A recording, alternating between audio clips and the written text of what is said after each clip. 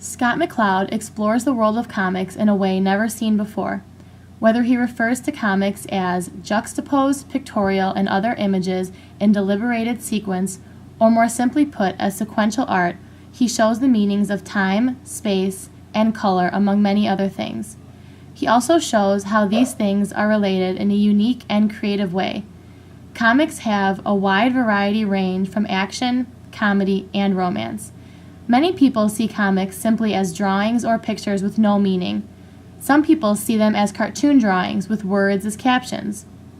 But in reality, they tell a story with meaning in between each frame. McCloud helps to explain how far comics can really go. Comics leave a world of imagination up to the reader, and the author allows them to think outside the realm of possibilities. Throughout a comic strip, there are icons with meanings beyond words.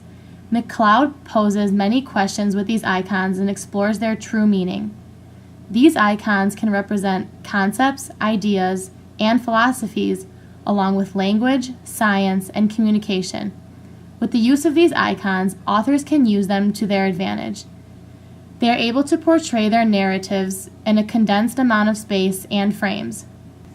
McCloud also travels down the path of color used in comics. Some comics are black and white, while others use eye-popping color to engage the reader. Colors are always meticulously chosen and always have a meaning. As McCloud says, colors are fixed with an iconic power. Because costume colors remain exactly the same, panel after panel, they symbolize characters in the mind of the reader. For example, the Incredible Hulk is always associated with green, Superman is blue, red, and yellow, and Garfield is always associated with red. With all of these ideas that McCloud has established, some people still do not see how much actually goes into the creation of a comic. Let's see what some people's true opinions about the world of comics are. I think a comic is a form of art, but also a way to tell a story. I think a comic artist is more of a storyteller than just a comic drawer per se. They have to have a well-developed plot line, but they have to all make it in dialogue and still make it interesting to an author, an audience. And there are lots of different types of comics, like Western comics and, the Japanese type of manga, etc. And I think it's just a different way to read a story that's, I think, sometimes more interesting and sometimes less interesting depending on how good the comic artist is. I feel like they're another way to express yourself through art. So it lets artists actually develop like storylines and arcs. They get into actually writing and sharing out messages. A lot of times it's targeted towards children though, because it's easier to make children pay attention and learn like whatever morals or lessons that you want them to learn when they're distracted by like the colors and illustrations to help them learn visually, I guess. I feel like comics are a literary device to express more of a tale through a graphic novel. I feel like comics have a lot to do with authors who think of every aspect of the story as opposed to only one aspect. Suppose like movies, directors only think of more like the actions and like the actual like particular scenes, but they don't actually think of like how the characters would be dressed and like how they actually move.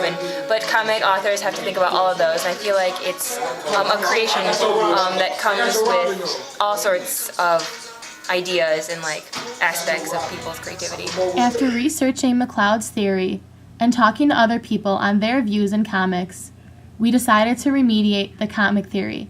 Here is what we have created.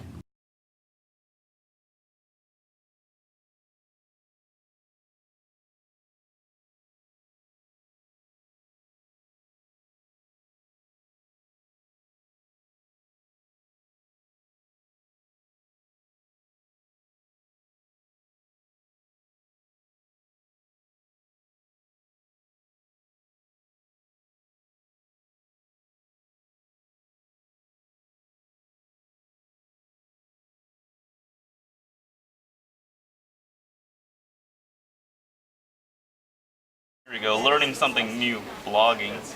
Finally, something useful. And look, all my classmates' blogs. Guess I'll start my 3 questions now.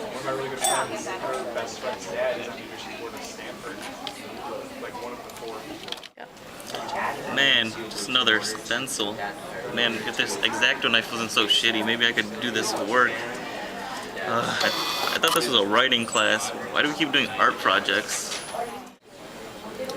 I gotta put these pictures in order, sequential order. I don't even know what theme I'm gonna do these pictures in. I guess it's still a little bit better and easier than the stencil project. Here we go. Look at all these readings. I guess it's more sounding like a writing class now, but man, there's so many. I wonder what kind of 3 questions I'm gonna write about today. Alright, hi everybody, we're back. I guess today we're talking about the Bulls versus Celtics, Game 7. Who will take the matchup for the playoffs? We'll soon find out at 7 p.m. Everyone stay tuned. Finally, something I enjoy, something I know how to do too. I'm happy I didn't leave the class. I hope this transfers as well into iMovie as I hope in my mind. Alright, got all the filming done. Guess it's time for the editing. It's probably going to take a while, but I think the final product will turn out really well. As you can see, the world of comics can differ no matter the subject. We went from a simple comic with only frames and captions to a short movie clip, and the vibe was different between each, yet the same story was told. So next time, when you are reading a comic, what do you think the author really means in between each frame?